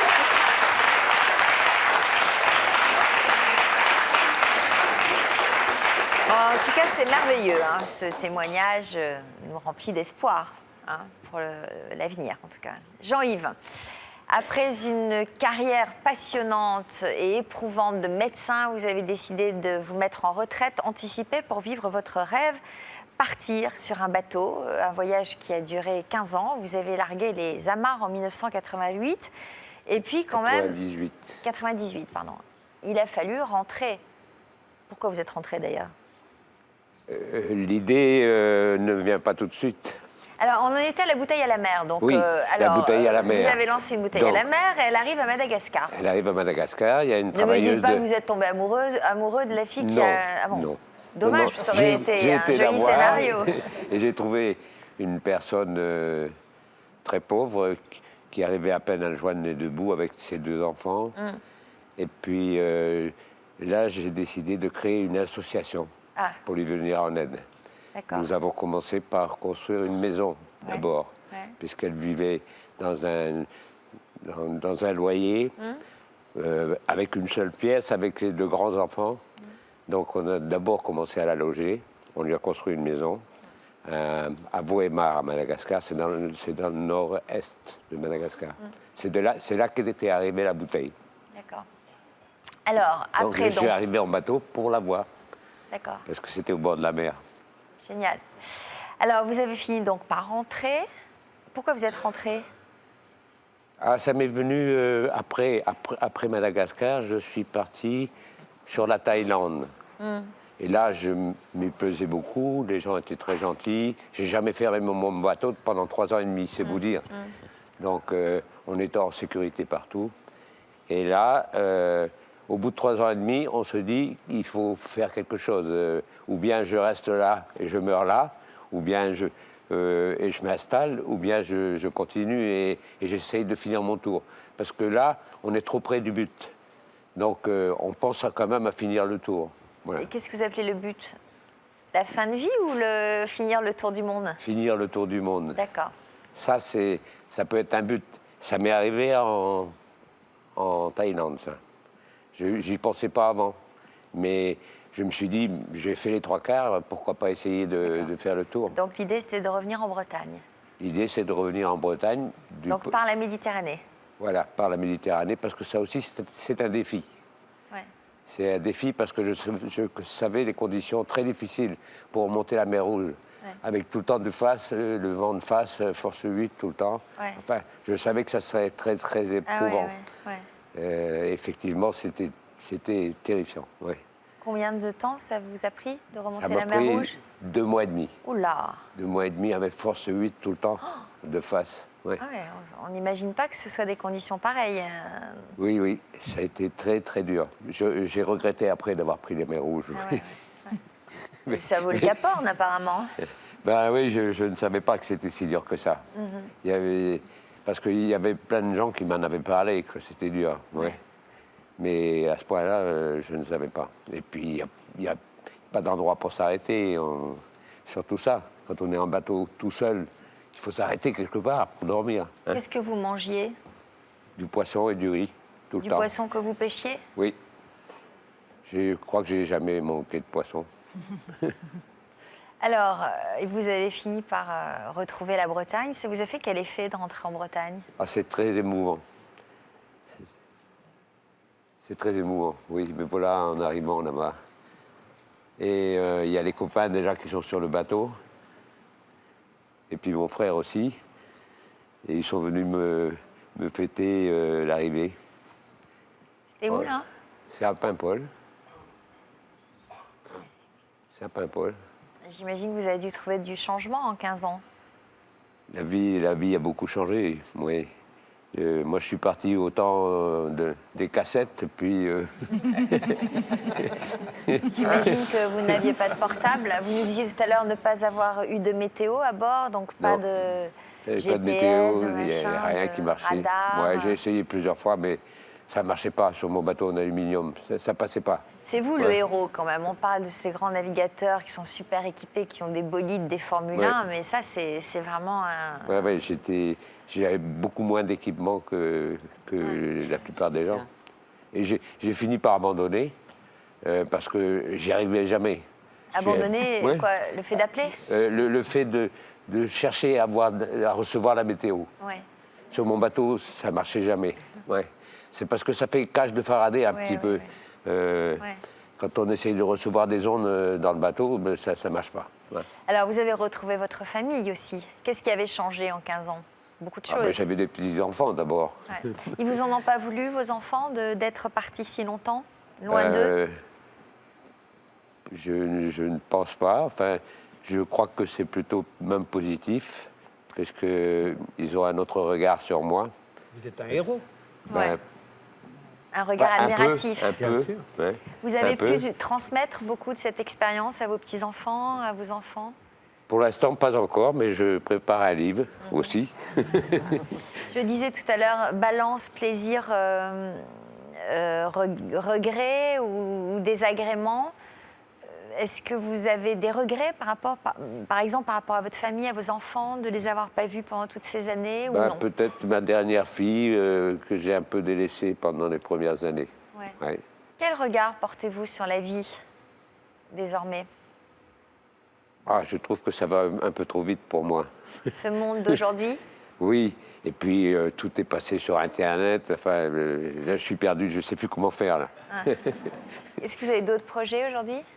Ah oui, j'ai encore des idées, heureusement. Mais j'ai mis une croix sur le bateau parce que j'ai cassé mes deux épaules dans une tempête en Méditerranée cette année. J'étais pris dans une tempête et puis j'ai eu des efforts à faire qui étaient trop difficiles pour les tendons de mes deux épaules. Donc je ne peux plus lever les bras. Et donc j'ai mis le bateau de côté, je vais le vendre et puis... parce que ça n'intéresse pas mes enfants, donc je vais le vendre. Et puis, vous êtes toujours le même bateau? C'est celui qui a fait le tour du monde? Oui. Pourquoi vous le vendez? Vous allez avoir... ça va être terrible pour vous de vendre ce bateau. Ah oui, ça va sûrement être terrible, mais... Vous ne le vendez pas, gardez-le. Oui, mais il faut de l'argent pour faire autre chose. Et si vous trouviez quelqu'un pour naviguer avec vous, pour hisser les voiles? Oui. Ah non, je ne trouverai personne. Il faut que je le vende à quelqu'un qui voudrait faire la même chose que moi. Ouais. Moi, je ne peux plus partir avec lui. Hein. Ouais. On prend goût à la navigation en solitaire? Ah oui. C'est bon d'être seul? J'ai eu beaucoup de joie, oui. Oui. Après, on se met à parler aux oiseaux, on se met à parler aux poissons. Pourquoi des joies? Parce qu'on se dit qu'on doit avoir envie de partager quand même ces bonheurs d'endroits merveilleux, d'expériences incroyables. Mon modèle à ce niveau, c'était Bernard Moitessier. J'avais lu tous ses livres et puis j'avais senti justement un bonheur en solitaire qu'il trouvait dans tout ce qu'il faisait. Et j'ai essayé de retrouver ça, ce qu'il avait amené à faire demi-tour quand il a gagné la course en solitaire autour du monde. Il avait fait demi-tour, il était reparti à Tahiti. Oui. Et ça m'avait... J'étais jeune à ce moment. Tellement il était bien là-bas? Tellement il était heureux. C'est l'art de savoir tout observer, goûter l'instant présent et se réjouir de ce qui vous environne. Et ça m'avait marqué toute ma vie, ça, parce que ça s'était passé quand j'étais jeune, cet épisode-là. Et j'ai cherché à retrouver ce qu'il avait pu bien ressentir. Je crois que je suis arrivé un petit peu. Et il était tellement heureux d'être seul, il a appris qu'il y avait des foules qui l'attendaient, et il a vu la trouille de la foule, il a fait demi-tour. Oui. C'est une très belle histoire. Ça, c'est une très belle histoire, oui. Pourquoi vous êtes là aujourd'hui? Pourquoi vous avez eu envie de venir sur notre plateau? Je sais pas, je pense que simplement d'avoir raconté ça, j'avais des choses à dire. Et je pense que ça peut intéresser des gens. C'est sûr. En tout cas, ça nous a passionnés, nous. Je sais que, par exemple, chacun à qui je raconte cette histoire me dit « Quand est-ce que tu sors ton livre ?» Voilà. Et alors? Oui, je vais le sortir cet hiver, je pense. Mais je voulais finir avant. Finir quoi? Finir le tour du monde. Donc là, ça y est. Là, c'est fait. J'ai bouclé la boucle. Maintenant, je vais me mettre à l'écriture. Très bien. Parce qu'avant, je n'avais pas les conclusions. Bon, donc maintenant, je les ai. Les conclusions de quoi? Les conclusions d'un tour du monde en solitaire. Et je vois le regard des gens qui a changé. Enfin, je vois plein de choses comme ça. Mes copains me regardent plus pareil, mes petits-enfants non plus. C'est bon oui, oui. Ça fait du bien? Ça fait du bien, oui. Vous reviendrez nous voir peut-être avec le livre, on en parlera Ah quand il oui, sortira? oui. Là-bas sur l'autre plateau, parce qu'on aime bien suivre nos invités. Oui, oui, mais dès que je l'aurai écrit, je vous l'enverrai Ah, d'abord. parce que vous ne l'avez pas écrit encore? Non. Mais vous avez pris des notes Ah, quand j'ai même. pris plein de notes, oui. Ah bon? J'ai pris plein de notes, il faut que je rassemble les chapitres, que je les mette en ordre. D'accord. Puis vous avez dû tout écrire à la main, là, il n'y a pas Ah d'ordinateur. oui, oui, j'avais tout écrit à la main. Bon, J'ai plein de notes qui m'attendent. J'ai au moins 5 cahiers gros comme ça. Ouais. très bien. Bon, bah, vous reviendrez nous présenter votre livre. Chantal. Oui. Alors, cela fait Moi, je 6 suis ans admi- que moi, vous je êtes suis à la admirée, retraite. moi, Non, ouais. est-ce que ça vous fait évoluer, là, tous ces Ah, moi, je suis en témoignages admiration. magnifiques? Oui, je suis en admiration parce qu'ils ont des projets. Eh ben, ils ont trouvé un sens à leur vie. Alors, ils ne l'ont pas trouvé tout de suite, ni les uns ni les autres. Ça prend du temps. Bernard, il lui a fallu quelques mois de marche avant de le trouver. Jean-Yves aussi, il a commencé à se réaliser après des mois de navigation. Non? Mais c'est vrai que j'ai du mal à penser à moi. Donc, je ne me projette pas. Je pense toujours aux autres. Oui. Eh bien, tenez, voilà un médicament. Merci. Je vais le lire. Merci beaucoup. Un mot d'Yvonne sur ses Alors, je parcours. crois que il faut oser être soi, apprivoiser la solitude, parce que c'est dans la solitude qu'on arrive à trouver les forces qu'on ne connaît pas encore et qu'on a vraiment, avant, on a été recouvert par un statut à moi social.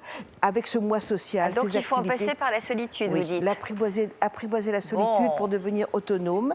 Et ensuite, on commence à s'aimer un peu plus, à aller au bout de ses rêves, à ne rien laisser inachevé, ça c'est très important. Et ensuite, quand on est bien avec soi, eh ben, c'est merveilleux, mais on rencontre l'amour. Parce que l'amour, je pense que c'est une autonomie et une liberté partagée. On ne peut pas vraiment connaître le véritable amour si on n'est pas bien avec soi et si on n'a pas fait sauter tous nos verrous et toutes nos inhibitions. Oh là là là là là là. Yvonne, vous allez faire quoi, vous, à la retraite? Alors, je suis un petit peu à la retraite. Comment? Je suis déjà un petit peu à la retraite. Ouais. Je travaille, Ouais. mais je m'occupe beaucoup de moi. Ouais. J'essaie de transmettre. Oui. Et puis, je fais un travail intérieur Oui. sur moi, au-delà de la psychanalyse. Bon. Et j'essaie d'apprivoiser la solitude aussi. Ouh là, le grand amour n'est pas loin, Yvonne. Et je pense. L'amour C'est tout véritable. de suite. Merci à tous et à toutes d'être venus partager ces tranches de vie. C'était absolument passionnant. Merci d'être venus nous voir. Chantal, c'est vous qui répondrez aux questions des internautes sur France 2. Voilà, puis j'espère qu'on aura le plaisir de vous accueillir. Alors Jean-Yves pour son livre et Chantal pour que vous veniez nous raconter eh bien, le sens que vous avez trouvé, le sens que vous avez donné à votre retraite. Merci à tous. Je vous propose maintenant de rejoindre le plateau de l'Histoire continue, un rendez-vous que vous êtes de plus en plus nombreux à suivre et qui vous donne chaque jour l'opportunité de revoir celles et ceux qui vous ont marqué justement. Aujourd'hui, nous allons prendre des nouvelles de Claire. Souvenez-vous, c'était en juin dernier, elle était venue nous raconter son coup de foudre inattendu pour un bel Haïtien et malgré la distance qui les séparait, elle n'avait jamais baissé les bras. Alors avait-elle raison de croire en cette histoire d'amour du bout du monde? Eh bien c'est ce que nous allons découvrir tout de suite. Bonjour Claire. Bonjour Sophie. Merci d'être revenue sur notre plateau. Rappelez-nous dans quelles circonstances l'amour vous est tombé dessus? Alors en fait, j'ai rencontré Rudy en 2009. J'étais partie en voyage humanitaire en Haïti au sein d'un orphelinat. Et donc, c'était un jour en allant chercher de l'eau au puits que j'ai rencontré Rudy et que j'ai eu un coup de foudre pour cet homme qui s'est présenté devant moi. Est-ce que vous l'avez revu dans les jours qui ont suivi?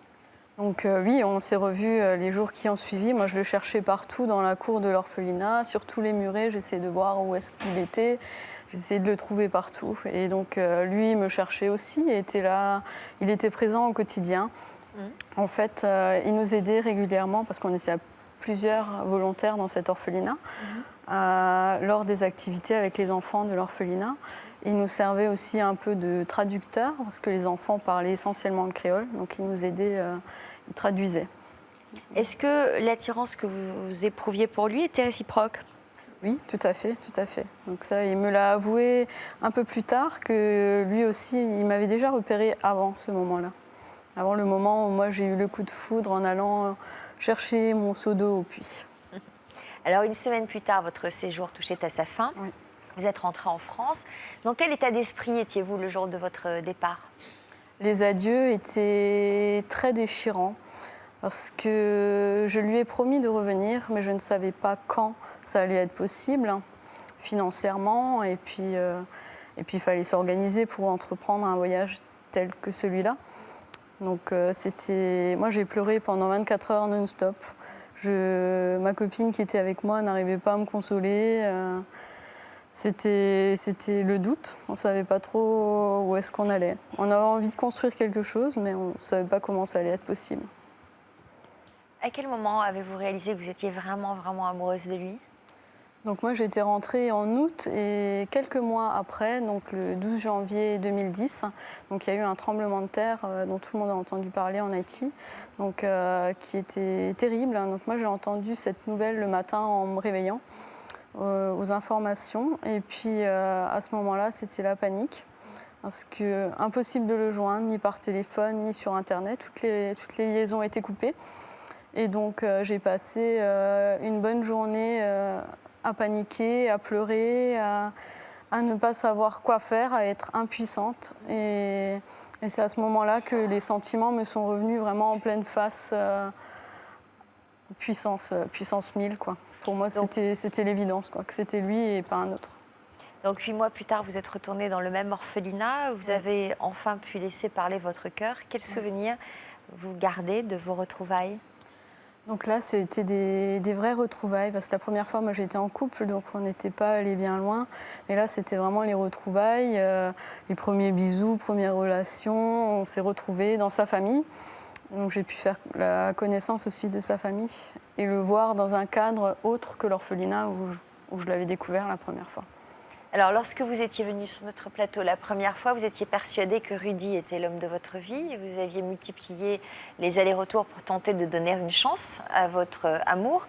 Votre couple a-t-il finalement tenu la distance? Eh bien, avant de le découvrir, je vous propose d'abord de nous repasser le film de votre histoire.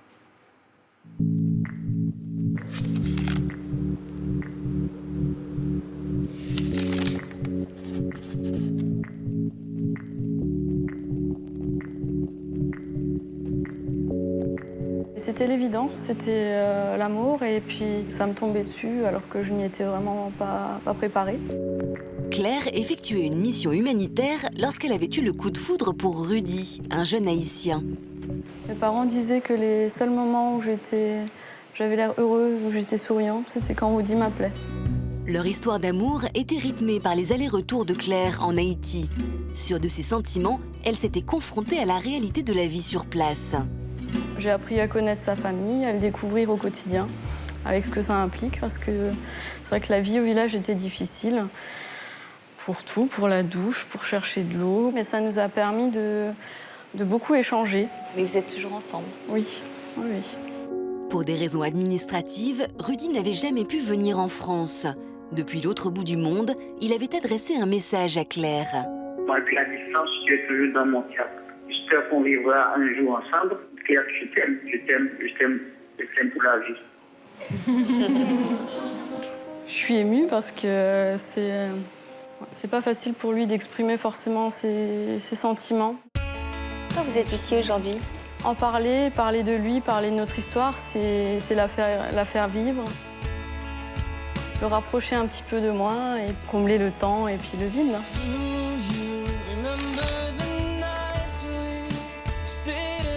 Juste après l'émission, Claire a écrit une nouvelle page de son histoire d'amour avec Rudy. Ma vie était faite d'allers-retours vers Haïti, de jours comptés avant les retrouvailles. 4 ans avaient déjà passé, donc on était sûrs de nos projets, sûrs de ce qu'on voulait, sûrs de vouloir avancer. Du coup, on s'est mariés le 19 juillet en Haïti. Pendant 4 ans, l'entourage de Claire a eu des difficultés à comprendre son idylle. C'est ce mariage qui a permis à sa famille de connaître Rudy et de l'accepter. J'ai eu la chance que mes parents fassent le déplacement pour venir jusqu'en Haïti. Pour moi, c'était Beaucoup d'émotions déjà de les voir là. Pour ma mère aussi, de pouvoir m'habiller, de pouvoir mettre la robe. Et puis pour mon père, d'apprendre à Audi à nouer un nœud de cravate, par exemple. Il y a eu beaucoup d'échanges comme ça. C'était des moments uniques, quoi. Malgré cette union officielle, Claire et Rudy avaient dû se séparer une fois encore. Ça a été très difficile parce que j'ai dû rentrer en France une semaine après être mariée. C'était aussi la séparation la plus viscérale, pour lui et pour moi. Moi, je ne l'ai jamais entendu pleurer comme j'ai pu l'entendre pleurer au téléphone. Ça va faire 5 mois qu'on est mariés et 5 mois qu'on est séparés. Après des années d'attente, le rêve de Claire est sur le point de se réaliser. Elle va enfin pouvoir vivre avec l'homme qu'elle aime. On a effectivement appris une bonne nouvelle il y a quelques jours. En fait, notre mariage a été reconnu par l'État français et donc il allait pouvoir venir me rejoindre. Je compte les jours, les heures, les minutes qui nous séparent encore. Patricia, une amie de Claire, et Francine, sa mère, ont toutes deux eu besoin de temps pour comprendre à quel point son histoire d'amour comptait. En tant que maman, j'étais un petit peu inquiète de par la différence de culture. Tout ça était compliqué. En la voyant sur le plateau, j'ai pris conscience qu'elle était vraiment déterminée. J'ai compris que c'était très très fort et que si elle n'allait pas jusqu'au bout, elle craignait de passer à côté de quelque chose qu'elle regretterait toute sa vie. Je crois vraiment que ça a été une thérapie pour elle. Elle en avait besoin pour justement prouver une fois pour toutes que Rudy, c'était l'homme de sa vie. Pour Patricia et Francine, le mariage de Claire et Rudy est le plus grand pas que le couple ait fait pour s'affirmer aux yeux de tous. On a découvert Rudy qui est très souriant, très aimable, charmant jeune homme. Donc le jour du mariage, j'ai ressenti une grande fierté par rapport au combat qu'ils ont mené tous les deux pour en arriver à cette union. Maintenant qu'ils sont mariés, tout ce qui lui manque, c'est lui. Et maintenant, en fait, j'attends qu'une chose, c'est qu'il soit là pour vraiment la voir pleinement heureuse, quoi. Et ce grand moment approche puisque l'arrivée de Rudy en France est imminente. Là, maintenant, il arrive très bientôt et elle attend que ça. Claire est toute énervée, toute stressée, toute chose. À l'idée de le retrouver. C'est la réalisation de son rêve, de leur rêve. Ils vont pouvoir être un vrai couple. Je leur souhaite d'avoir une très belle vie ensemble et tout le bonheur du monde.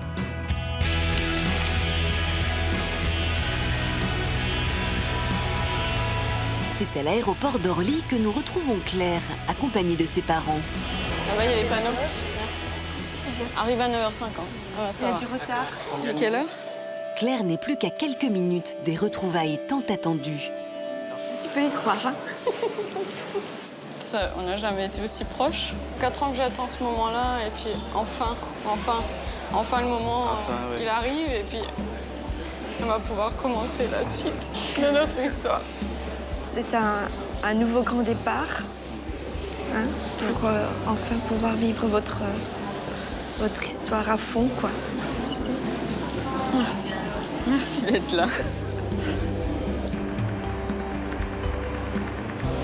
Ah, oui, passez. Hein? Le là, un le là. t-shirt. Le là.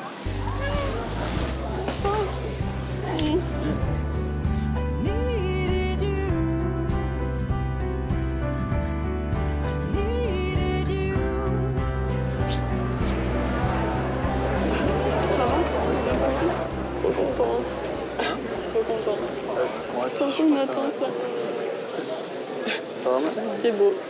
Pour toi, c'était belle. Les parents de Claire sont eux aussi très heureux d'accueillir Rudy.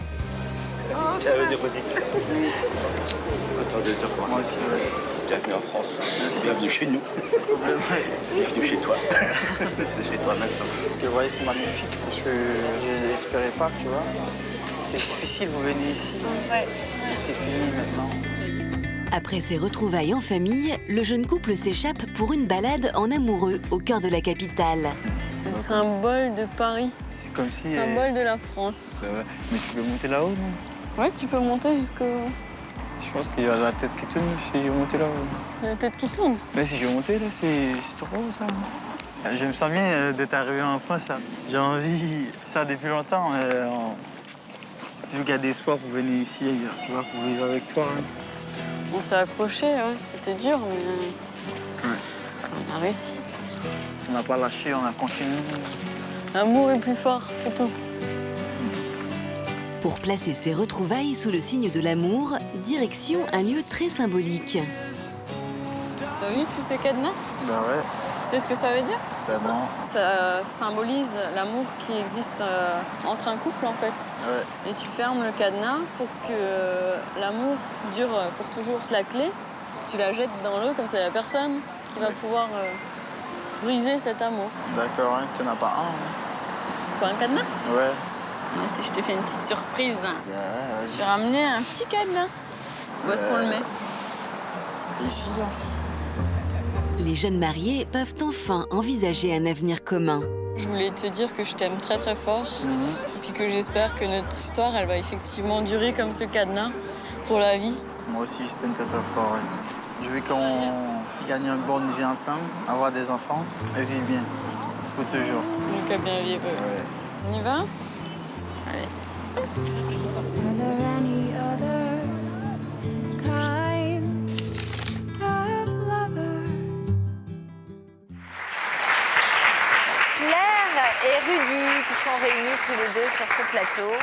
Avant de revenir plus en détail sur votre parcours, on va reparler de votre passage à toute une histoire. D'abord, Rudy, ça va? Oui, ça va. Donc vous êtes en France depuis quelques jours seulement, là? Oui, dimanche, ouais. Y arrivé. Comment vous trouvez Paris? Ben, c'est joli à Paris, ouais. C'est différent comme chez nous, ouais. Ah bah, c'est assez clair. Ben, oui. Vous n'avez pas peur d'être perdu dans cette grande ville? Ben oui, un peu, ouais. Parce que je le connais pas. Hein. Eh oui. Ouais. Ça vous plaît? Oui, ça me plaît, ouais. Donc vous allez chercher du boulot? On n'a pas encore cherché, ouais. Vous Parce avez que pas j'ai à peine encore- arrivé, ouais. D'accord. Donc c'est pas trop dépaysant? Ben oui, quand même, ouais. Un petit peu. Ouais. Alors, Claire, dans quel but aviez-vous souhaité participer à notre émission? Alors j'étais venue dans votre émission dans le but de parler de mon histoire, de parler de Rudy, parler de l'homme de ma vie, de faire exister notre histoire. Et puis de combler un manque aussi parce qu'on a vécu 4 ans de séparation, de retrouvailles, d'aller-retour, enfin moi d'aller-retour entre la France et Haïti. Et pour moi, c'était important d'en parler, mais c'était aussi une façon d'officialiser notre histoire. Officialiser notre histoire devant ma famille, devant mes amis, devant la France entière et même plus. Parce que c'est vrai que ne pas pouvoir maîtriser qui est-ce qui va regarder l'émission, c'était une façon d'officialiser tout ça. Qu'est-ce que vous aviez retenu des témoignages des autres invités présents sur le plateau? Alors j'avais été très touchée par le témoignage d'Audrey, qui est en couple avec Mauricio, un Chilien. Et donc on a gardé contact depuis, parce qu'on a des histoires quand même qui se ressemblent sur certains points. On les a vus il n'y a pas longtemps. Hein. Oui. Mauricio était à Paris lui aussi. Il disait que c'était pas facile parce qu'il habite la semaine en banlieue chez le père. Chez les parents d'Audrey. Ouais, chez les parents d'Audrey. Et il apprend le français. Enfin, c'est une adaptation difficile. J'imagine que vous y pensez tous les deux. Bien sûr, on y pense. Maintenant, on a la vie devant nous pour construire nos projets, pour avancer, pour faire les choses petit à petit. Et puis on va y arriver. On a passé tellement d'étapes là depuis ces 4 ans. Qu'est-ce que vous avez envie de faire comme boulot ici, vous, Rudy? Je sais pas encore travailler pour avoir une vie bien, quoi. Ouais. Vous avez pu avoir une formation là-bas en Haïti? Ben oui, carrelage, ouais. Carrelage? Ouais. Oh bah, vous avez trouvé du boulot hein, dans ce domaine. Carrelage et maçonnerie aussi, ouais. Est-ce que vous avez eu l'occasion déjà de voir notre émission? Ben, sur Internet, ouais. Et ma femme, elle a ramené en Haïti pour voir et j'ai monté des amis aussi, quoi. D'accord. C'était super bien. Hein. Vous avez été content de sa prestation? Ben oui, c'était magnifique, ouais. C'était joli aussi, quoi. Alors, votre mariage a eu lieu le 19 juillet dernier en Haïti. Quel regard vos parents portaient-ils sur votre projet jusque-là? Mes parents ont toujours eu beaucoup de questions. Ils étaient un petit peu réticents face à notre histoire parce que je suis fille unique et puis comme tous parents, ils s'inquiétaient pour moi, pour mon avenir. Ils ne connaissaient pas Rudy. Donc ils voyaient un peu que les mauvais côtés de cette relation, c'est-à-dire le manque et et les difficultés que moi j'avais à vivre cette histoire au quotidien sans lui, mais aussi le fait de me voir partir régulièrement en Haïti, où c'est un pays quand même un petit peu dangereux, quoi, au niveau politique et au niveau, enfin, vous avez bien entendu, il peut y avoir un tremblement de terre, un cyclone tout le temps, donc un mélange de tout ça, ce qui fait qu'ils étaient un peu réticents face à cette histoire. Ouais. Alors on voit des photos de votre mariage là. Comment décririez-vous le jour de la cérémonie? Alors c'était un jour très important pour nous. C'était un jour un peu magique quand même. C'était une façon d'officialiser notre couple devant sa famille, devant ses amis. En Haïti, c'est vrai que les couples sont toujours sur la retenue. C'est-à-dire que tant que l'homme et la femme ne sont pas mariés femmes, ils ne vont pas vivre ensemble, dormir ensemble, etc. Donc au niveau culturel, c'était une étape importante pour officialiser notre union.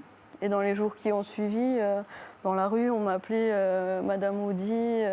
J'ai été reconnue comme étant la femme de Audi et non plus comme une blanche parmi les volontaires qui venaient sur cette île. Alors, à peine mariée, vous avez dû rentrer en France une nouvelle fois. Ça a dû être difficile à vivre, cette ultime séparation? C'était très difficile dans le sens où, une fois mariée, on s'investit d'autant plus dans notre relation. Avant, je sais que moi, personnellement, je me mettais toujours des barrières en me disant, si au niveau administratif, on nous embête, on nous dit, c'est pas possible, ça va pas. Dans ce cas-là, je me disais que j'avais toujours la possibilité de faire marche arrière et de laisser tomber, même si ce n'était pas ce que je voulais, mais c'était une barrière que je me mettais. À partir du moment où on était mariés, on ne pouvait qu'avancer et nos projets étaient de vivre ensemble et de continuer notre histoire ensemble. Et votre famille, ils vous ont vu partir avec tristesse, j'imagine? Ben oui, hein, parce que moi je suis le chef de la maison, quoi. Ouais. Parce que j'ai le plus grand que tout, quoi. Quand il y a des choses à faire, j'ai toujours prêt pour le faire, quoi. Tu vois, seul homme c'est aussi. pour ça, ouais. Seul homme. Bon. Mais vous y retournerez, j'imagine? Bien sûr. Vous oui, mettez bien ça de côté pour pouvoir y retourner? Bien sûr. À quoi aspirez-vous aujourd'hui, tous les deux? Aujourd'hui, on aspire à une vie de couple, tranquille, pouvoir vivre sereinement notre histoire, de chaque jour avancer et se découvrir encore un peu plus, parce que c'est vrai qu'on a basé notre couple sur la distance et en cumulé, on n'a pas vécu non plus des années et des années ensemble. C'est un pari on se quand même, découvre. Quand vous prenez sur le quotidien.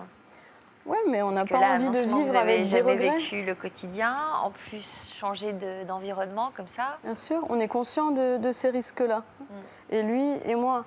Mais on n'a pas envie de vivre avec des regrets. On a envie de vivre notre histoire à fond, d'aller au bout de notre histoire, jusqu'à où elle nous mènera. Et puis là, on est dans les retrouvailles, c'est tout frais. Alors on est un petit peu loin là, mais voilà, quoi. On est super heureux d'être là ensemble. Et puis, moi, j'ai hâte de pouvoir le présenter à ma famille, à mes amis, et puis voilà. Merci d'être venus nous voir. Soyez heureux tous les deux. Je vais vous demander de signer le grand livre de l'histoire continue. Et puis, on reste en contact. Vous nous tenez au courant? Merci, Avec ouais. plaisir. Vous nous dites comment ça se passe. Merci à tous pour votre confiance, votre fidélité. À bientôt pour d'autres témoignages. Tout de suite, le sommaire de notre prochaine émission. Bon après-midi sur France 2. Merci. Traveling the road less known is where I wanna be. My compass directing, electing an open road with golden trees. But there's an old man in need on the ground. I try not to make a sound. He holds out his hand as I walk away. I hear him say, please don't be a stranger in my place. Un homme s'est levé et a commencé à tirer. Ils ont été témoins d'un crime. J'ai vu mon père assassiner ma mère devant mes yeux. Vous aviez quel âge? J'avais 5 ans. Et je vois que mon père prend un fusil et tire à 2 reprises. Tout à coup, j'ai entendu un bruit. J'ai vu mon mari avec un énorme trou dans l'abdomen. Une scène qui depuis les hante. Les yeux entrouverts et du sang qui coulait du nez, ça me... La première réaction, c'était de me jeter par la fenêtre de l'hôpital pour le rejoindre. Pendant 2-3 ans, je le voyais, j'entendais se râler comme si c'était à côté de moi.